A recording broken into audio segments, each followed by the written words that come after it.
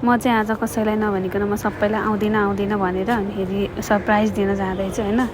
कस्तो भयो भने म सोमबार थियो, सोमबारको दिनमा व्रत हुन्छ, त्यसपछि गाह्रो हुन्छ भनेर म जाँदिनँ भनिरहेको थिएँ। फेरि पछि कस्तो भोलेनाथले बोलाएको जस्तो फिल भयो अनि गइहालेँ। मलाई जान मन लाग्यो अनि जाम थियो कस्तो। अब त्यहाँ पुग्यौँ है, कस्तो हुँदो रहेछ रियाक्सन हेरौँ है। प्रसिद्धि दिदीको रियाक्सन हेर्न चाहिँ मलाई एकदम एक्साइटमेन्ट भइरहेको छु म। कस्तो हुन्छ हेरौँ है त उहाँको रियाक्सन।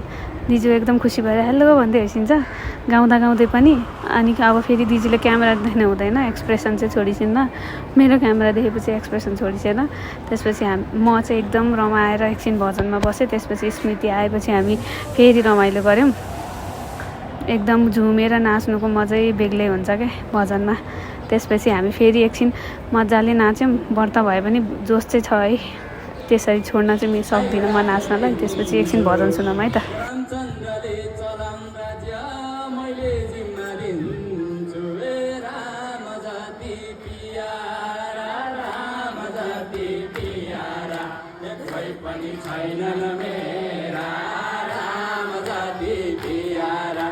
कोही पनि छैनन् मेरा